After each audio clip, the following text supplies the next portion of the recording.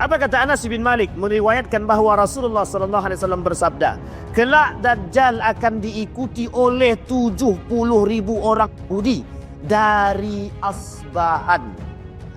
Tahu Bapak Ibu di mana Asbahan ini? Asbahan ini salah satu daerah yang ada di Khurasan. Khurasan ini salah satu kota yang ada di Iran. Di mana Bapak Ibu? Di Iran. Hari ini sudah ditemukan Bapak Ibu. Di Iran itu ada satu daerah yang isinya lebih dari 70.000 orang Yahudi. Jadi jangan salah Pak, perkataan Nabi tidak ada yang tidak terbukti. Kasus-kasus kejadian yang paling berbahaya itu, yang paling nampak oleh kita hari ini secara sosial, yang paling merusak itu, ya memang Saudi Arabia.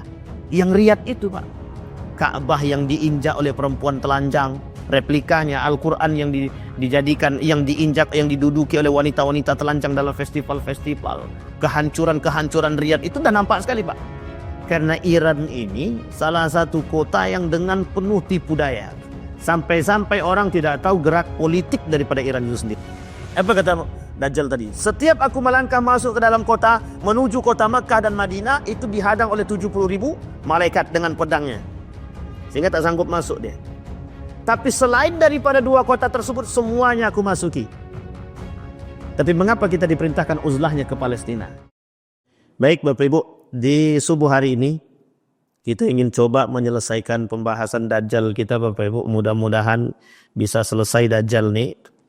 Dan kita bisa bersiap-siap dalam menghadapi Dajjal ini. Dan kemarin kita sudah bahas itu ada beberapa hal tentang agen-agen Dajjal yang sudah kita sampaikan juga. Dan memang pembahasan Dajjal ini Bapak Ibu sekalian yang berbahagia bukan hanya di sini saja.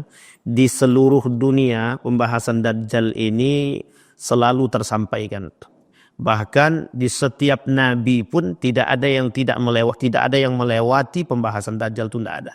Semua nabi, mulai dari Nabi Adam sampai Nabi Muhammad, semuanya membahas tentang Dajjal dan memberitahu.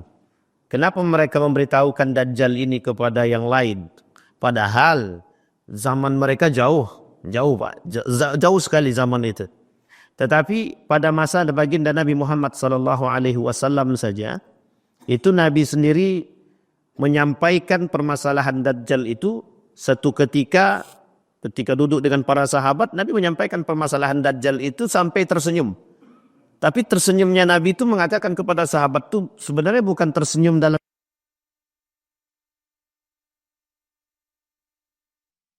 Dajjal. Bercerita tentang seseorang yang dianggap itu sebagai Dajjal.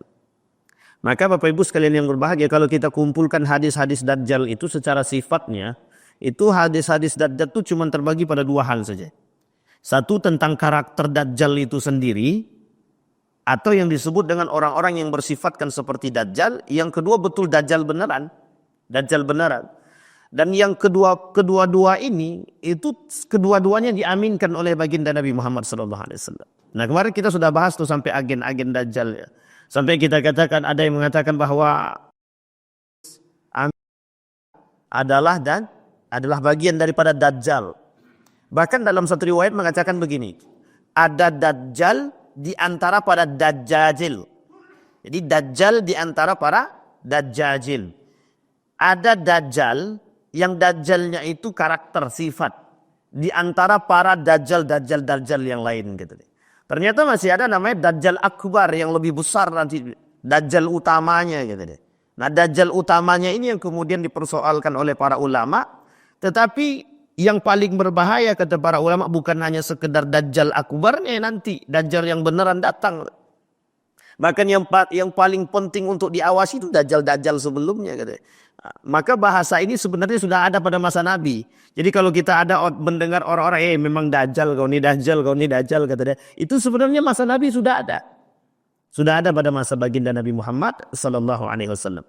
Satu ketika baginda Nabi Muhammad SAW itu didatangi oleh para sahabat Nabi, termasuk Umar bin Khattab. Sampai-sampai Umar bin Khattab itu sangat-sangat percaya sekali. Datang seorang pemuda ke kota Madinah.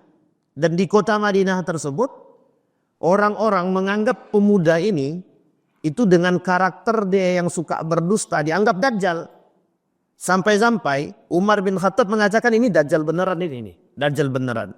Namanya Ibnu Siyad. Ibnu Siyad. Jadi ada beberapa nama yang sekitar 3 nama lah. Tiga nama ini pernah terjadi di masa baginda Nabi Muhammad SAW. Dan mohon maaf pada salah satu di antaranya itu ada yang dianggap keraguan-raguan Nabi tentang bahwa dia betul dajjal atau bukan. Nabi loh.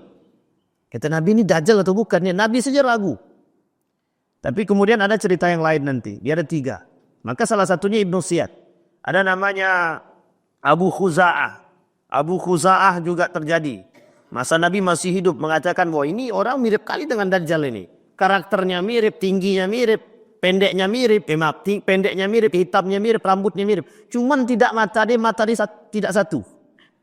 Nah, tapi kata Nabi, ketika ada orang yang bernama Ibnu Siyad itu dikatakan sebagai seorang Dajjal, karena apa? Karena dia punya karakter sifatnya itu sama.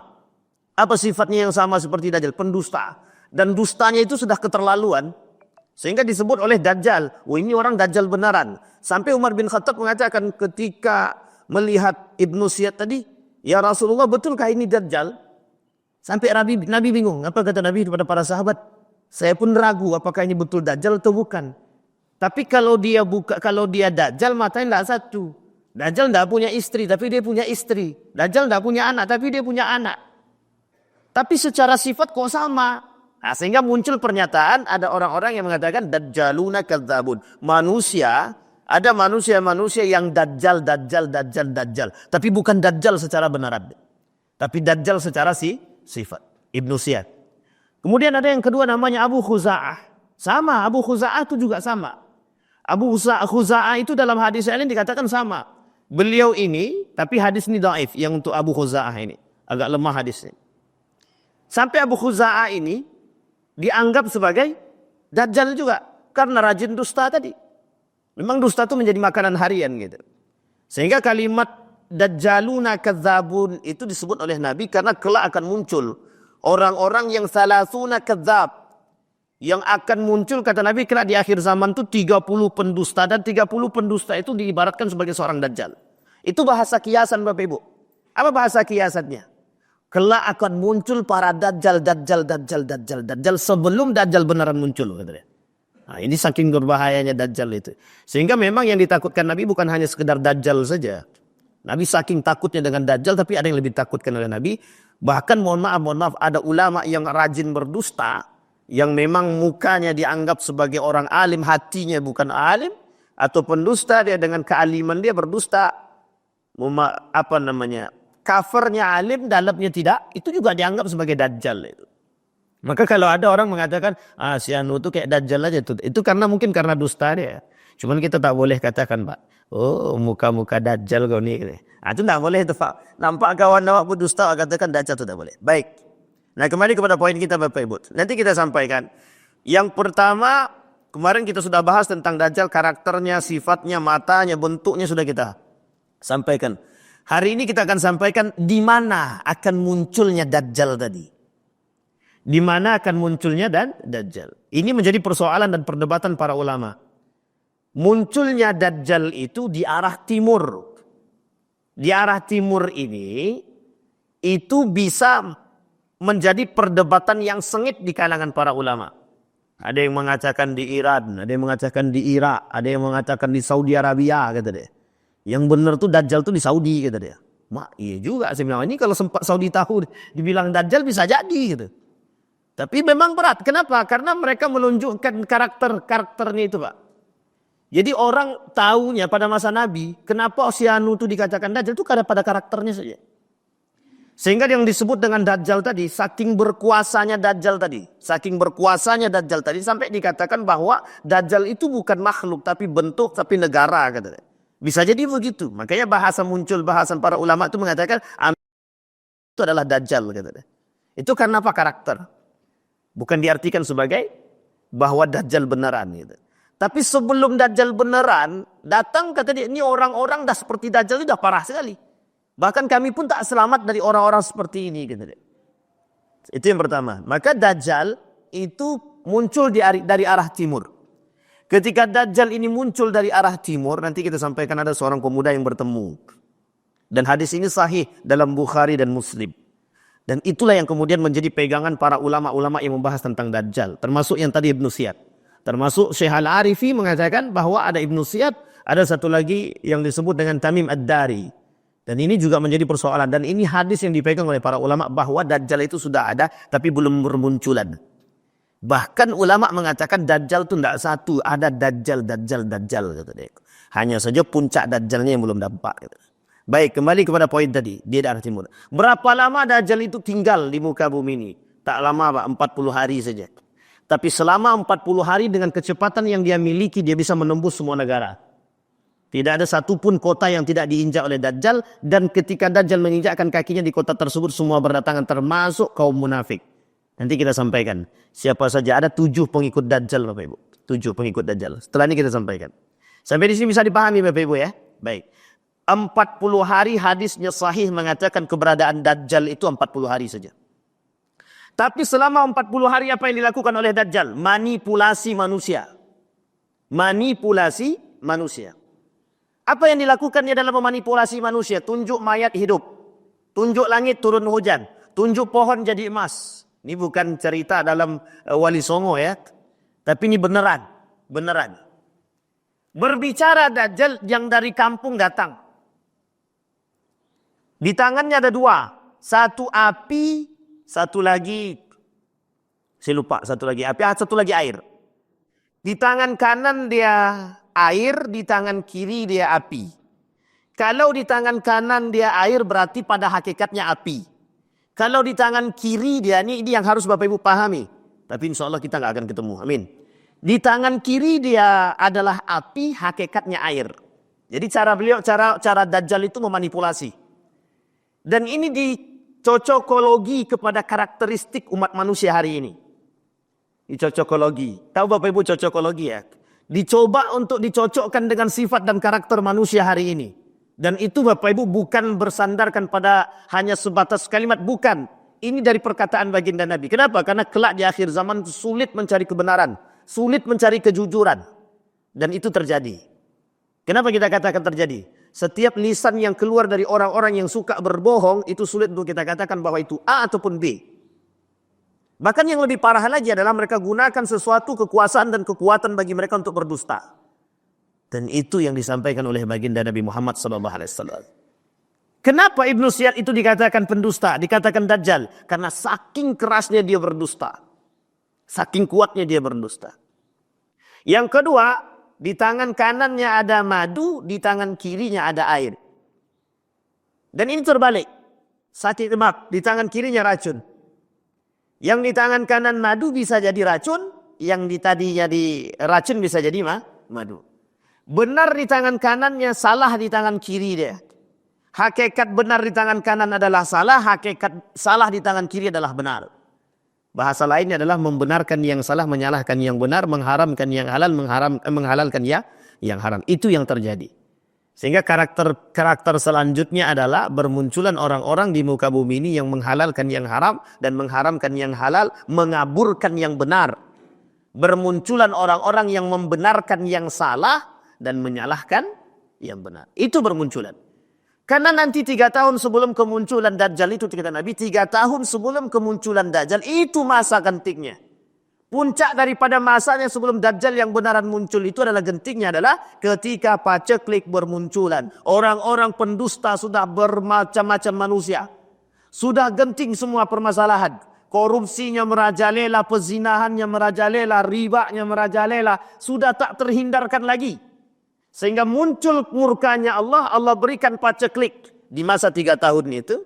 Nah ketika masa paceklik itu bermunculan, Dajjal datang, yang tadinya paceklik nggak jadi paceklik lagi. Yang tadinya tidak turun hujan, ditunjuknya ke atas langsung turun hujan. Sehingga dengan kehebatan itulah kemudian orang-orang menganggap Dajjal itu adalah orang alim, orang soleh, orang pintar. Bahkan Dajjal menganggap diri dia ketika itu adalah Tuhan. Sekarang ada enggak manusia yang menganggap dirinya Tuhan? Menganggap secara lisan tidak. Menganggap secara karakter, menganggap secara sifat, menganggap diri dia lebih baik daripada yang lain, lebih kuat daripada yang lain, lebih kuat daripada Tuhan ada? Ada. Ada orang-orang yang sok berkuasa sehingga menafikan keberadaan Allah, itu Tuhan baru itu namanya. Dia tak mengatakan diri dia Tuhan, tapi sifat dia dah kayak Tuhan. Kalau bukan karena aku, tidak akan jadi. Itu Tuhan tuh. Karakter-karakter Tuhan baru begitu. Orang-orang yang menganggap diri dia menafikan keberadaan Allah. Dia tak tahu. Nah, baik. Kembali kepada poin tadi. Sehingga 40 hari. Selama 40 hari dia bisa melakukan apapun. Dan bisa memanipulasi manusia dengan karakter dia, dengan sifat dia, dengan kehebatan dia. Ketika ini terjadi disampaikan oleh baginda Nabi Muhammad SAW, tidak ada satupun para sahabat yang tertawa. Tidak ada satupun sahabat yang tertawa. Ketakutan. Apa kata para sahabat? Ketemu enggak ya kami? Dalam hati mereka berkata, kami ketemu enggak ya? Kami ketemu enggak? Sampai-sampai Umar bin Khattab mengatakan dengan gagahnya, kalau benar Ibnu Siyad itu adalah Dajjal, apa kata Nabi kepada aku akan bunuh dia, kata Umar bin Khattab. Apa kata Nabi? Kalau benar Ibnu Siyad itu Dajjal, maka engkau tidak akan sanggup membunuh dia. Coba bayangkan Pak, tidak ada yang sanggup membunuh Dajjal. Sekuat Umar bin Khattab pun dikatakan oleh Nabi, kalau benar Ibnu Siyad itu adalah Dajjal, maka engkau tidak akan sanggup membunuhnya. Karena memang betul Bapak Ibu, Dajjal itu bukan main, bukan tandingan manusia biasa. Dajjal itu bukan tandingan itu. Orang alim saja bisa tertipu dan terpedaya dengan bahasa Dajjal saja. Baik. Kemudian Bapak Ibu, ada 7 pengikut Dajjal. 7 pengikut Dajjal. Yang pertama Bapak Ibu, orang-orang Yahudi. Itu dah jelas tuh Bapak Ibu. Nah, jadi kalau seandainya Bapak Ibu mau kaitkan juga dengan tadi yang disebut dengan Zionisme.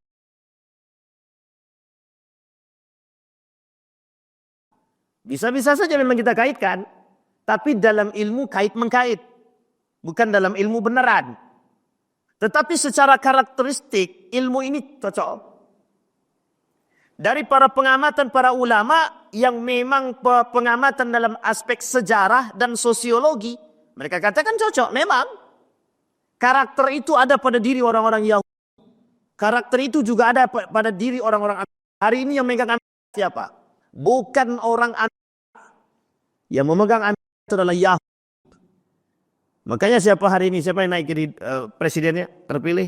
Donald Trump. Donald Trump itu sudah jelas anteknya. Apa kata Donald Trump? Kami dan Israel itu bersahabat. Artinya apa? Saya akan mati-matian membantu Israel. Itu sudah pasti Bapak Ibu. Dan kenapa? Jangan tanyakan kenapa. Karena memang sudah menjadi sunnatullahnya. Artinya apa? Sudah menjadi sunnatullah, akan ditampakkan kekuatan-kekuatan Yahudi agar kelak di akhir kita akan berperang dengan Yahudi. Mungkin kita tak berperang. Yang berperang adalah generasi kita, Pak. Generasi setelahnya kita yang akan berperang dengan Yahudi. Dan itu jelas. Kenapa? Karena itu perang terakhir nanti. Berperangnya umat muslim dengan Yahudi. Sampai mereka kemudian menutupi diri mencari tempat untuk bersembunyi. Sampai pohon-pohon pun bisa berbicara mengatakan nih dia Yahudi kang saya.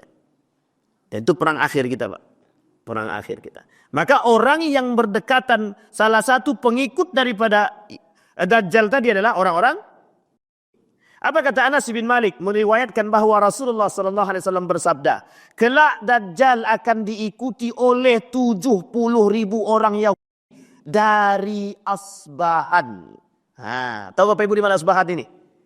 Asbahan ini salah satu daerah yang ada di Khurasan. Khurasan ini salah satu kota yang ada di Iran. Di mana Bapak Ibu? Di Iran. Hari ini sudah ditemukan Bapak Ibu. Di Iran itu ada satu daerah yang isinya lebih dari 70.000 orang Yahudi. Jadi jangan salah Pak, perkataan Nabi tidak ada yang tidak terbukti. Dan orang inilah yang bahkan menjadi pendukungnya. Makanya penguatnya bisa jadi Dajjal itu datang dari sana karena ada pendukungnya tadi. Itu yang mengatakan. Ulama yang mengatakan datangnya dari timur, dianggap timur itu adalah salah satunya adalah Iran. Maka salah satu perkataan mereka adalah dikarenakan kelak yang akan mengikuti adalah Asbahan. Orang-orang yang tinggal di Asbahan. Di daerah Khurasan. Kemudian Khurasan itu yang berada di Iran. Jangan salah Bapak Ibu. Renaissance. Tahu Renaissance Bapak Ibu? Renaissance itu pertumbuhan, perkembangan, dimunculnya ilmuwan-ilmuwan muslim itu pada masa itu Bapak Ibu, Irak dan Iran. Jangan salah, bermunculan ilmuwan-ilmuwan muslim itu pada masa kepemimpinan siapa? Daulah Abbasiyah. Di mana tempatnya Daulah Abbasiyah? Salah satunya Irak. Baghdad itu di mana? Di situ Bapak Ibu. Jadi jangan salah, Renaissance kata orang itu adalah bermunculannya para ilmuwan-ilmuwan muslim dan berkembangnya peradaban Islam itu kembali hidup itu pada masa itu. Irak, Iran punya cerita. Lu kok enggak di Saudi Arabia? Memang bukan Saudi Arabia. Imam Al-Ghazali asli Saudi bukan? Ibnu Taimiyah bukan? Imam Ibnu Khaldun bukan? Al-Biruni bukan? Al-Jabar bukan? Ilmuwan muslim semua. Bukan dari Saudi Arabia. Coba bayangkan, bukan dari Saudi Arabia. Maka bermunculan Pak, jangan salah. Khurasan itu salah satu pencetak kader-kader terbaik. Tapi, ada tapinya. Dari situ juga Bapak Ibu. Dari situ juga akan muncul yang menyesatkan, yang merusak. Apa kata ulama Syiah?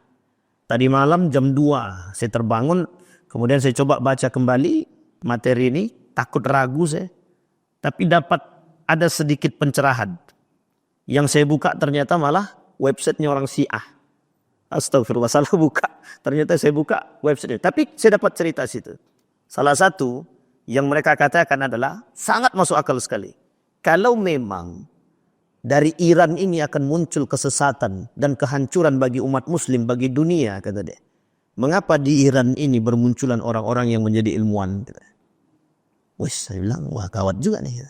Yang kedua, kalau memang Nejat itu adalah Nejat itu disandarkan kepada Iran. Disandarkan kepada Iran. Kalau memang Nejat itu disandarkan kepada, kenapa Nejat yang ada di peta itu lebih dekat dengan Saudi Arabia? Dan lebih tepatnya di Riyadh, kata mereka. Kasus-kasus kejadian yang paling berbahaya itu, yang paling nampak oleh kita hari ini secara sosial, yang paling merusak itu, ya memang Saudi Arabia. Yang Riyadh itu Pak. Ka'bah yang diinjak oleh perempuan telanjang, replikanya Al-Quran yang dijadikan, yang diinjak, yang diduduki oleh wanita-wanita telanjang dalam festival-festival. Kehancuran-kehancuran Riyadh itu sudah nampak sekali Pak. Kehancuran moral di Riyadh itu sudah sangat berbahaya sekali. Penghinaan dan penistaan yang mereka lakukan ketika di Riyadh itu terhadap agama Islam besar sekali Pak. Itu terjadi. Cuma mengapa kalimat ini menjadi misterius? Ulama, kenapa kita katakan ini misteri? Karena hampir semua para ulama yang membahas tentang kalimat Nejat itu berbeda pendapat. Tidak ada yang satu sepaham. Tidak ada yang sepaham. Hanya beberapa saja. Apakah itu Saudi atau Iran? Dan sehingga menjadi persoalan bagi kita juga Pak. Tapi kalau kita lihat dua-duanya sama-sama merusaknya Pak. Sama-sama. Tapi yang paling berbahaya di antara dua ini Bapak Ibu. Ada tipu daya muslihat yang kita sebut dengan taqiyah yang ada di negara Iran. Saya lebih condong mengatakan itu Iran. Kenapa saya katakan lebih condong mengatakan itu Iran? Karena Iran ini salah satu kota yang dengan penuh tipu daya. Sampai-sampai orang tidak tahu gerak politik daripada Iran itu sendiri. Ketika Iran membasmi Islam, semua orang percaya dengan Iran, semangat dengan Iran. Oh, jangan salah Pak. Jangan salah. Sudah pernah dilakukan oleh Syiah sebelum saat ini Pak. Dan itu adalah permainan politik Iran yang tidak pernah diketahui orang. Jangan salah, itu politik kedua Iran Pak. Iran biasa bermain politik dengan demikian. Satu-satunya gertakan Iran yang berani mereka lakukan kepada embargo Selat Hormuz, kata dia. Kocar kacir Pak, langsung turun, langsung ke krisis. Hanya karena gertakan. Wah, Pak. Maaf, Iran Pak. Ketika diancam oleh Saudi Arabia, tidak boleh lagi masuk ke Saudi Arabia, tidak boleh berhaji, tidak boleh melakukan umrah. Apa kata mereka? Santai saja. Santai saja. Mereka buat propaganda yang lain. Akhirnya Saudi berantem dengan Yaman.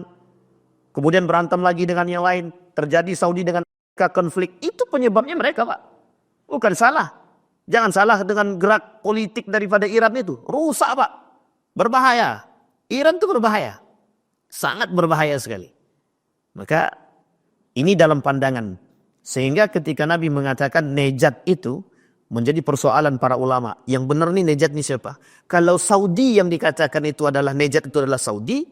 Maka tidak mungkin Nabi tinggal di Madinah. Tapi kalau dilihat dari peta, posisi Najd itu sangat berdekatan dengan Madinah. Sebelah utaranya Madinah. Kembali kepada poin tadi Bapak Ibu. Yang pertama kata Nabi, orang yang menjadi pengikut daripada Dajjal tadi adalah ya. Kenapa kok Yahudi?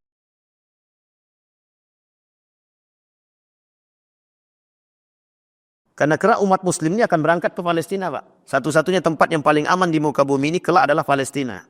Dan akan berbondong yang tersisa umat muslim yang sedikit itu, yang benar-benar berpegang teguh, yang dianggap yang paling aneh, yang masih berpegang teguh dengan nilai-nilai agama, itu yang disebut dengan aneh pada masa itu.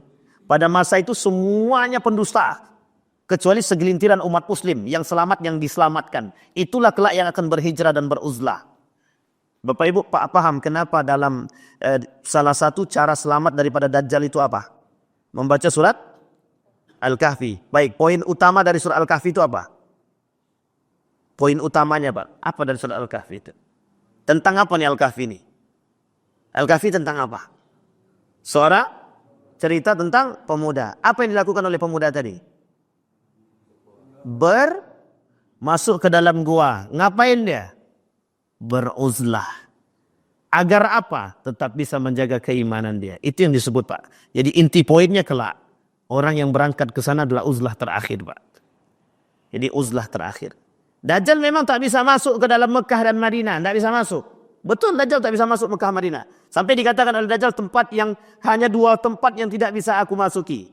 Satu Mekah dan Madinah. Setiap aku melangkah ke sana bermunculan 70.000 malaikat memegang pedang untuk menghancurkan diriku kata dia. Itu sampaikan Nabi dalam hadisnya. Meskipun derajat hadisnya dhaif, tapi ada yang menghasankan. Apa kata Dajjal tadi? Setiap aku melangkah masuk ke dalam kota, menuju kota Mekah dan Madinah, itu dihadang oleh 70.000 malaikat dengan pedangnya. Sehingga tak sanggup masuk dia. Tapi selain daripada dua kota tersebut, semuanya aku masuki. Tapi mengapa kita diperintahkan uzlahnya ke Palestina? Ini yang menjadi persoalan kita Pak. Lain waktu kita bahas itu Pak. Karena uzlah kita ke Palestina, kok kenapa tidak ke Mekah dan ke Madinah? Tapi kenapa uzlahnya justru dianggap Palestina tempat terakhir terbaik umat muslim ketika itu. Itu sangat membutuhkan tadabbur tentang Palestina dan mengapa kok Saudi Arabia bukan pilihan akhir untuk uzlah. Hanya memang kotanya kota suci. Jangan salah Bapak Ibu. Jangan salah. Di kota suci memang kota sucinya ada Mekah dan Madinahnya. Tapi jangan salah, di situ kan sudah banyak itu Abu Jahal, Abu Lahab dan Abu Gosok yang lain itu kan banyak di situ. Abu-abunya itu. Orang munafik di sana Pak. Di Madinah itu sebelum dibersihkan oleh Nabi, sebelum diusir oleh Nabi, isinya manusia munafik semua. Nabi di situ. Ketika Nabi sampai di Madinah, manusia munafik sudah kita bahas kan 30 karakter orang munafik tadi. Orang-orang munafik itu tinggal di Madinah sama Nabi. Sebelum mereka pada akhirnya membuat ulah, kemudian diusir sama Nabi. Setelah diusir sama Nabi termasuk Abu Ubaidah bin Salul. Abu Ubaidah bin Salul itu gembong munafik itu bukan diusir lagi, mau dibunuh, kabur, lari. Sehingga bukan meninggal di Madinah. Bersih Pak Madinah ketika itu. Tapi kelak di akhir zaman, subhat sekelilingnya Pak. Ingat Pak ya, subhat sekelilingnya. Sekeliling kota Madinah dan kota Mekah itu akan bermunculan para subhat-subhatnya Pak. Akan bermunculan subhat-subhat, karakter-karakter yang buruk dan lain sebagainya. Dan kelak akan dihancurkan oleh Allah. Di situ Bapak Ibu. Baik, poin yang kedua. Kelompok yang kedua yang akan mengikuti Dajjal. Khawarij. Khawarij kan sudah tidak ada. Neo Khawarijnya ada. Khawarij memang sudah tidak ada. Tapi karakter-karakter Khawarij itu ada. Orang yang menganggap diri dia paling benar. Khawarij itu Pak. Darah selain daripada mereka itu darahnya halal. Khawarij. Kami hanya berhukum dengan Al-Quran. Khawarij. Misal, mereka menafikan sunnahnya, menafikan hadis Nabi. Mereka tak percaya dengan para ulama, tak percaya dengan Nabi. Ya sama itu Khawarij itu, karakter Khawarij itu. Yang keempat, mereka selalu menganggap diri mereka dan perkataan mereka paling benar. Yang kelima, mereka suka mentakfir. Itu Khawarij. Nah, saya tak mau katakan ini cocokologi, bukan. Tapi itu perkataan Nabi.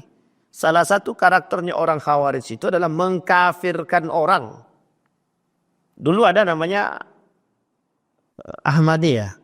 Ahmadiyah, tahu Bapak Ibu Ahmadiyah ya? LDII. Tahu Bapak Ibu LDII? Untung selamat LDII sekarang. Kalau sempat kembali kepada masa dahulu habis tuh. Langsung disesatkan. Masuk masjid kaki awak pun nipel ya. Bukan kaki sih, bekas. Bekas kaki kita pun nipel ya. Ada cerita unik tuh, masuk saya di Yogyakarta Pak. Masuk saya ke dalam masjid. Rupanya masjidnya dari LDII. Keluar dari masjid itu dibersihkan ya. Saking najisnya kaki kita. Apa kata mereka? Selain daripada mereka itu semuanya najis katanya. Selain daripada golongan mereka semuanya najis. Tapi sekarang tak begitu lagi. Khutbah Jumatnya aja pakai bahasa Arab. Mau paham tak urusan lah katanya.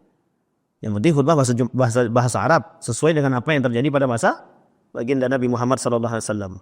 Pada masa Nabi kan bahasa Arab ijadah, itu bahasa mereka. Kalau sempat dibawa ke sini, semua misalnya pakai khutbah Jumatnya di sini pakai bahasa Arab. Kira-kira paham tak tuh? Yang paham anak pesantren Pak. Yang paham yang bisa bahasa Arab, yang nggak bisa bahasa Arab, yang nggak paham. Bermunculan tuh. Nah, Khawarij di sini adalah karakter, bukan Khawarij orang-orang Khawarijnya, tapi karakter manusia menyerupai Khawarij. Bahkan hari ini disebut dengan Neo Khawarij. Orang-orang yang begitu menyerupai sifat-sifat karakter Khawarij. Apa karakter Khawarij sudah kita sampaikan Pak? Yang tadi. Salah satu di antaranya adalah suka mengkafirkan orang. Dan ini Bapak Ibu terjadi. Sudah mulai menampakkan diri orang-orang yang suka mengkafirkan orang lain. Bahkan hukum takfiri terhadap orang lain itu hukumnya haram. Kecuali orang yang berilmu terhadap orang yang berilmu. Nah, kalau sekarang kan tidak. Tidak berilmu dia mengkafirkan orang, kafir kau ini tak masuk neraka, tak masuk surga orang macam kau ini. Dan dia pula yang punya surga, dia pula yang punya neraka sekarang kan. Bisa mengkafirkan orang, bisa memasukkan orang ke dalam surga dan neraka. Besoklah kita daftar. Sampai sini paham Bapak Ibu ya. Ini karakter Pak. Khawarij. Nabi bersabda bahwa akan tumbuh pemuda yang fasih membaca Al-Quran, kata Nabi. Tapi cuma sampai di tenggorokan. Mereka tidak paham, kata Nabi. Setiap kali sekelompok dari mereka muncul, maka pantas dihancurkan, kata Nabi. Sampai dalam hadis yang lain dikatakan dalam satu riwayat, dalam satu kitab, judulnya Mauqiful Fitan. Intal ulama itu. Apa kata Nabi dalam hadis itu? Kata Nabi, kalau kalian ketemu dengan orang seperti ini, kata Nabi, bunuh, kata Nabi. Ingat Bapak Ibu ya. Tapi bukan di sini. Itu masa Nabi. Kalau nampak Bapak Ibu orang yang suka mengkafirkan, kita bunuh, kita masuk penjara. Sampai sini paham? Karena ada kebebasan setiap orang beragama. Hanya saja kita juga dijaga oleh undang-undang. Apa undang-undang? Sesat. Aliran kalau dianggap aliran sesat. Kalau tak dianggap aliran sesat, selamat. Sampai di sini paham? Kita yang membunuh masuk penjara. Tapi Bapak Ibu, begitu kata Nabi? Iya. Kalau ketemu dengan kelompok seperti itu, kata Nabi, berantas. Habisi. Itu Nabi ngomong. Tapi bahasa ini, itu untuk waktu itu. Karena setiap negara punya kebijakan. Artinya apa? Apa yang lebih baik? Sekalipun yang bermunculan itu hanya sedikit, habisi. Gimana cara menghabisinya? Jangan kasih tempat. Jangan kasih tempat. Kalau dikasih tempat, berarti selamatlah Pak. Apa yang selamat? Selamatlah menikmati. Maka apa? Tidak ada satu orang awam pun yang tidak akan terpedaya dengan perkataan mereka. Kita ambil contoh. Ada namanya Harura. Harura ini salah satu daerah perbatasan Irak. Ketika Ali bin Abi Thalib pulang daripada perang Siffin. Pulang. 200 lebih yang keluar dari barisan Ali itu. Mereka keluar dari barisan Ali, tidak ikut sama Ali pulang ke Irak atau Kufah. Mereka pergi ke perbatasan-perbatasan Pak. Di daerah-daerah Irak tadi Pak. Di situ bermuncul salah satu daerahnya namanya Harura. Disitulah munculnya kaum-kaum Khawarij. Siapa mereka? Orang-orang pinggiran Pak. Orang-orang pinggiran. Mohon maaf yang ketika itu disebutkan yang agamanya pas-pasan. Tapi ketika didatangi orang yang fasih membaca Al-Quran, hafal Al-Quran, mengerti Al-Quran, menjadi sangat diagungkan. Sehingga mereka semua terpedaya. Nah ketika bahasa mereka sampai kepada kaum awam tadi, apa yang mereka sampaikan? Kita harus berpegang teguh kepada Al-Quran. Kembalilah kepada Al-Quran dan Sunnah. Betul apa tak betul? Sama Pak. Itu bahasa yang zaman dahulu Pak. Jadi bahasa yang hari ini kita dengar itu sama bahasanya dulu. Bahasanya kaum Khawarij dahulu. Kenapa kok bisa begitu Ustaz? Memang begitu Pak. Dalam sejarahnya begitu. Sampai apa yang dilakukan oleh Ali bin Abi Thalib. Yang unik daripada karakter Khawarij ketika itu Bapak Ibu, mereka hanya akan membunuh sekalipun jika bertentangan dengan pemahaman mereka. Mereka bunuh Pak, bukan lagi hanya sekedar gusir ya, dibunuh. Apa yang dilakukan oleh Ali bin Abi Thalib ketika itu? Yang tadinya hendak kembali berperang menemui Muawiyah, berputar Ali, putar kepala. Langsung ke Harura, semua para sahabat yang ikut ketika itu, dan para panglima-panglima perang ketika berputar semuanya. Dihabisi oleh Ali bin Abi Thalib. Nama perangnya apa Pak? Ada yang tahu nama perangnya Pak? Perang Nahrawan. Perang antara Ali bin Abi Thalib dengan kaum Khawarij. Habis. Dalam riwayat disisakan 10 orang. Dalam riwayat yang lain disisakan 5 orang. Dalam riwayat yang lain habis. Tapi ada yang mengatakan tersisa 10 orang. Kelak di antara 10 orang ini Bapak Ibu, ada salah satu di antara mereka yang ikut berperang bersama Al-Husain, yang ikut menjadi tulang punggung propaganda terhadap Al-Husain, yang kelak yang akan ikut membunuh Al-Husain. Coba bayangkan Pak, Khawarij itu begitu Pak. Muka dua, entah muka tembok, entah muka dua, kita tidak tahu tuh. Pokoknya mukanya lah. Berbahaya atau tak berbahaya Khawarij ini? Bahaya. Sekarang jika ada yang mirip seperti ini, juga saya sampaikan karakternya Pak. Saya sampaikan nih. Fasihnya lebih fasih dia daripada awak lagi. Solatnya lebih rajin daripada kita. Mohon maaf, itu bahasanya Nabi mengatakan. Setiap di jidat mereka ada tanda. Di jidat mereka ada tanda. Pakaian mereka rapi. Balhum awab. Tapi mereka itu orang-orang awak. Kenapa awak? Mereka hanya dicuci otaknya Bapak. Dicuci otaknya. Kenapa dicuci otaknya? Dan bagaimana cara melepasi diri daripada tersebut? Orang-orang seperti ini eksklusif. Tahu eksklusif Bapak Ibu? Sangat sempit pola pikirnya Bapak Ibu. Sangat sempit. Ketika Saudi Arabia di bumi hanguskan oleh mereka. Itu salah satu contoh Pak. Kenapa ada rumah Nabi dihabisi? Kenapa makam-makam diratakan?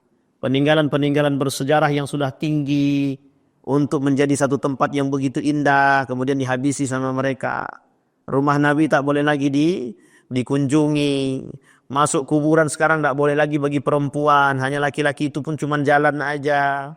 Kuburan-kuburan. Oh, itu takutnya nanti mereka. Betul, saya sepakat itu Pak. Sepakat saya. Kalau nanti ada orang-orang yang kemudian begitu memuliakan kuburan dia, itu kita sepakati Pak. Kenapa kita sepakati? Banyak bermunculan kesyirikan, itu betul. Orang-orang yang kemudian memotong kain Ka'bah segala macam, oke, betul. Tapi ada yang lebih parah daripada itu Bapak Ibu. Apa yang lebih parah? Semua yang tidak sejalan dengan mereka habisi. Mereka bunuh. Itu yang dilakukan oleh Khawarij pada masa itu. Mohon maaf Bapak Ibu, ketika itu ada kerjasamanya dengan Saudi Arabia.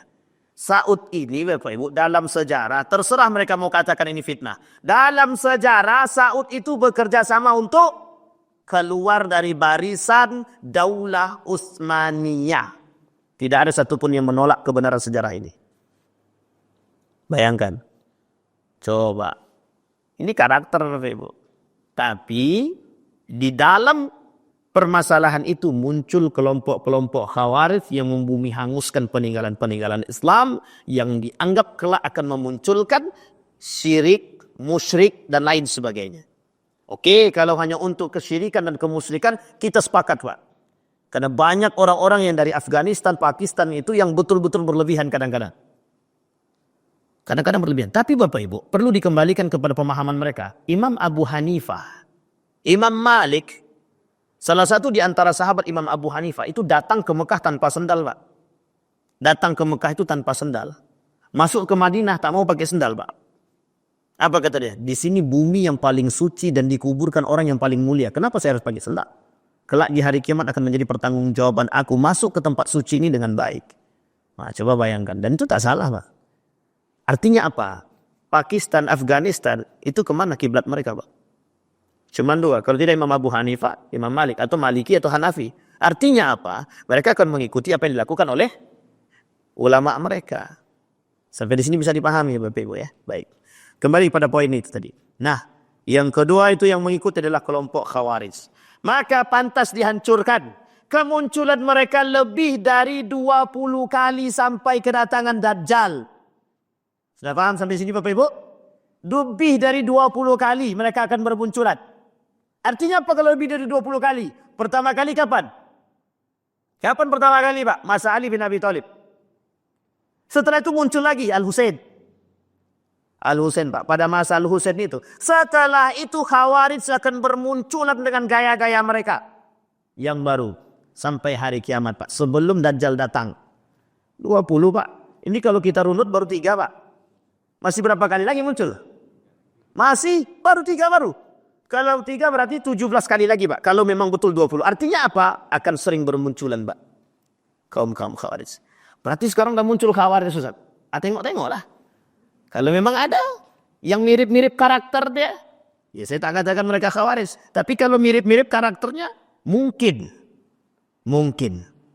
Tapi mudah-mudahan. Kita diberikan kekuatan. Artinya apa? Kita diberikan kacamata yang baik untuk melihat Pak. Itu yang paling penting. Melihat dengan iman, melihat dengan mata, melihat dengan hati. Bukan melihat dengan nafsu. Yang kita takutkan mohon maaf.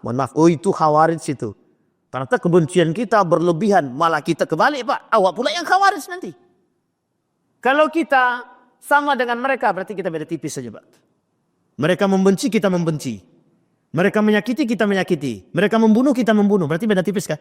Berarti sama kedua-duanya sama-sama Khawarij. Terus bagaimana cara kita memberantasnya Bapak? Caranya jangan kasih panggung. Jangan kasih tempat. Jangan perhatikan mereka. Allah sebut dalam Al-Quran jangan duduk bersama mereka. Kalau kalian duduk bersama mereka, idzan antum mithluhum, kata Allah. Kalau kalian duduk bersama mereka, kalian beda tipis dengan mereka, kata Allah. Wah ini berat Pak. Ini kalau Dajjalnya begini bahas nih Pak. Entah kapan-kapan selesainya. Dajjal. Itu yang kedua. Baru kedua.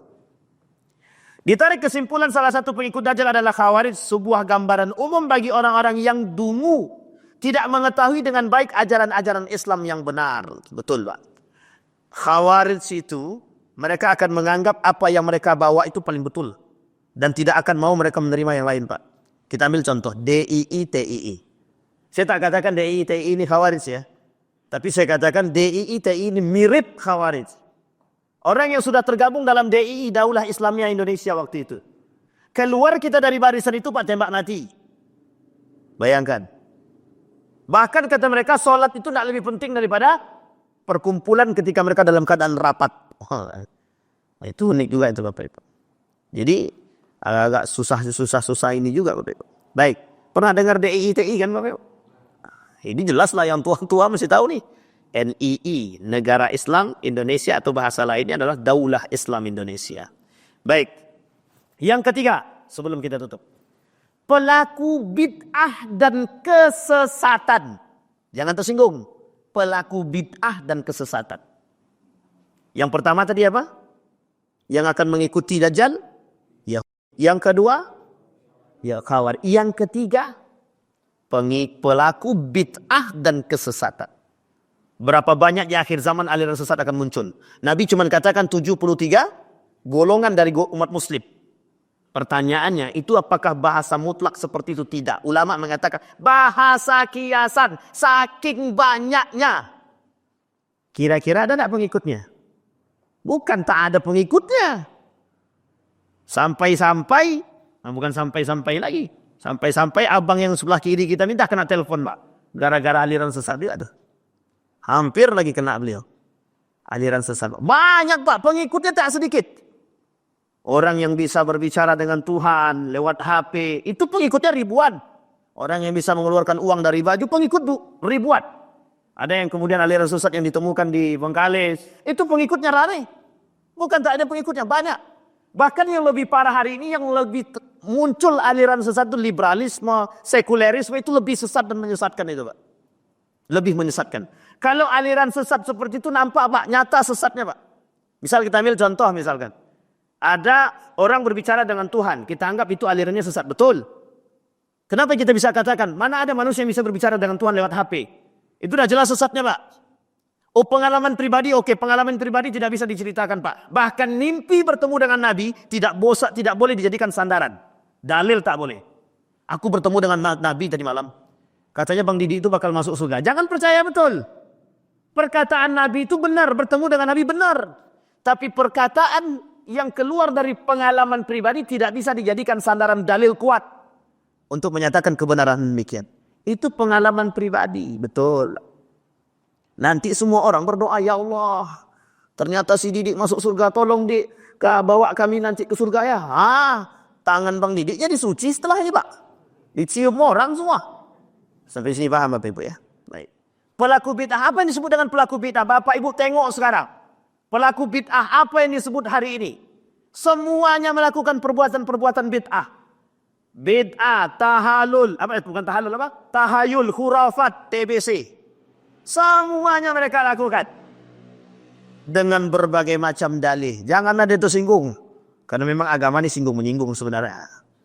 Singgung-menyinggungnya siap-siap aja lah kalau untuk disinggung. Karena memang begitu Pak.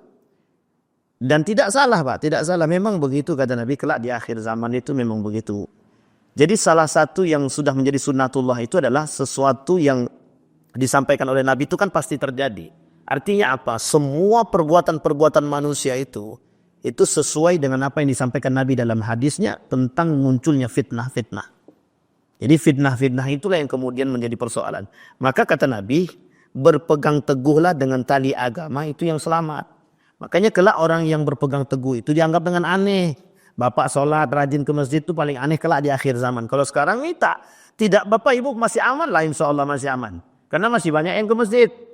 Uang di dalam masjidnya masih banyak yang subhat dan fitnahnya Pak. Oh iya. Dalam masjid saja ada fitnah, apalagi di luar masjid. Sampai di sini paham Bapak Ibu? Huzaifah Ibnul Yaman radhiyallahu anhu pernah mendengar sabda Nabi bahwa setiap umat ada majusinya. Setiap umat ada majusi. Bapak Ibu saya tanya, apa itu majusi? Agama apa dia majusi itu? Agama yang menyembah api. Sekarang pertanyaannya adalah apa yang disebut dengan menyembah api? Kenapa Nabi kemudian mengatakan majusi? Banyak orang yang menyembah bentuk, banyak orang yang menyembah barang, banyak orang yang menyembah apa namanya itu? Ya yang sifat seperti itulah. Dulu api, sekarang ada pohon, ada matahari dulu kan begitu. Sekarang enggak kan manusia, harta, kekayaan, jabatan, mobil semua disembah sekarang.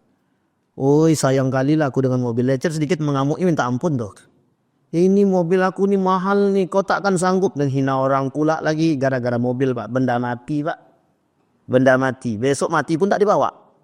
Mati pun tak dibawa. Tapi kita begitu keras menjaga dia. Disayang-sayang, dielus-elus. Seolah-olah Tuhan tak pernah digitukan. Cintanya dia dengan mobil lebih cinta lagi daripada ke mobil daripada ke Allah. Sekarang banyak anak manusia begitu. Maka bahasa Nabi sederhana saja. Majusinya. Setiap umat ada majusinya. Itu betul Pak. Nabi Musa saja. Baru selesai. Baru keluar dari kejaran. Naik sebentar tidak sampai 2 minggu. Mohon maaf mungkin sekitar 2 mingguan dia naik. Turun-turun sudah nyembah patung semua Pak. Turun sudah nyembah patung. Apa kata Nabi Harun? Aku sudah katakan gitu deh. Tapi mereka nggak mau dengar. Ngamuk Nabi Musa. Mengamuk. Nah sekarang tak bisa kita ngamuk lagi Pak. Apa kata mereka? Hak-hak kami. Nak kami nyembah patung, kayak nak nyembah matahari, kayak nak nyembah duit, kayak nak nyembah Tuhan, kayak nak nyembah kekuasaan, kita terserah. Kata. Itu hak-hak kami. Kami dah kerja keras mencari itu. Ini yang sulit kita temui sekarang. Yang susah kita habisi Pak. Sementara majusi umat ini adalah mereka yang tidak percaya kepada takdir. Kalau berjumpa dengan orang semacam ini, Nabi Muhammad SAW melarang untuk menghadiri jenazahnya. Wah ini agak berat sikit nih. Jadi kalau ada para koruptor gimana Ustaz? Jangan, ini lain, ini jangan disamakan dengan itu ya. Dan dilarang membesuk mereka dikala mereka sakit karena mereka adalah pengikut Dajjal. Gimana kita tahu Ustaz dia majusinya dunia nih? Gimana? Ya sekarang apa yang gue tengok lah. Apa kaitannya majusi dengan murjiah? Beda tipis Pak. Majusi tak percaya dengan takdirnya Allah. Bukan tak banyak yang tak percaya. Bukan tidak banyak yang tidak percaya dengan takdir Allah. Hari ini bermunculan manusia-manusia yang tak percaya dengan takdir.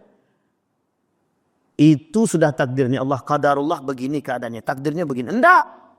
Harusnya tak begitu. Coba tadi kalau dia seandainya mohon maaf mendengarkan perkataanku. Enggak mungkin dia mati kecelakaan. Ya, tadi. Wah. Artinya sudah menentang kekuasaan Allah, sudah menentang takdirnya Allah. Oh, bukan begitu saja, udah banyak.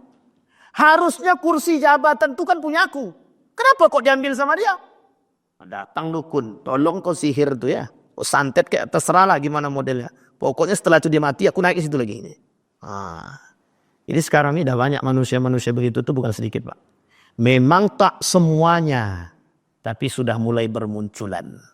Nah, kelak ketika sudah merajalela penyakit-penyakit seperti ini, kata Nabi, maka barulah kemudian Dajjal itu muncul.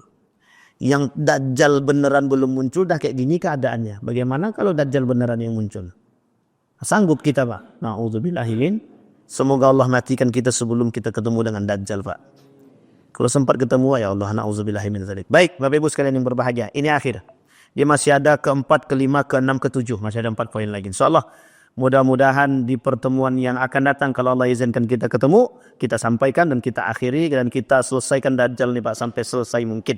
Karena nanti salah satu pengikut Dajjalnya ada juga namanya munafik, yang insya Allah 3 poin lagi dari Dr. Ed Al-Qarni kita selesaikan. Saya kira itu saja Bapak Ibu. Ada pertanyaan? Nggak ada, alhamdulillah. Ada pertanyaan Bapak Ibu? Nggak ada kan Pak? Aman kan? Alhamdulillah. Ini makin takut atau makin apa kita nggak tahu nih. Baik, saya kira itu saja, kita berdoa kepada Allah. A'udzubillahi minasyaitonirrajim. Bismillahirrahmanirrahim. Alhamdulillahirabbil alamin, hamdasy syakirin, hamdan na'imin, hamdan yuwafi ni'amahu wa yukafi'u mazila. Ya Rabbana lakal hamdu kama yanbaghi li jalali wajhikal karim wa 'azimi sultanik. Allahumma jannibna min munkaratil akhlaq. Allahumma ighfir lana dhunubana wa dhunuba walidina warhamhuma kama rabbayana shighara. Allahumma faqihna fid din wa 'allimna at-ta'wil. Allahumma faqihna fid din wa 'allimna at-ta'wil. Allahumma faqihna fid din wa 'allimna at-ta'wil. Allahumma rzuqna إماما عادلا. اللهم ارزقنا إماما عادلا. اللهم انصر إخواننا المجاهدين في فلسطين وفي غزة وفي كل مكان. اللهم دمر اليهود. اللهم أهلك الكفرة والمبتدعة والمشركين أعداءك أعداء الدين. اللهم أعنا على ذكرك وشكرك وحسن عبادتك. اللهم جنبنا من منكرات الأخلاق وسيئات القلوب. اللهم جنبنا من الدجال. اللهم سلمنا من الدجال. اللهم سلمنا منه يا رب العالمين يا ذا الجلال والإكرام. ربنا هب لنا من الصالحين. اللهم اجعل القرآن العظيم ربيع قلوبنا ونور صدورنا وجلاء أحزاننا وذهاب همومنا وغمومنا. اللهم اختمنا بحسن الخاتمة ولا تختمنا إلا بحسن الخاتمة. ربنا آتنا في الدنيا حسنة وفي الآخرة حسنة وقنا عذاب النار والحمد لله رب العالمين. السلام عليكم ورحمة الله وبركاته.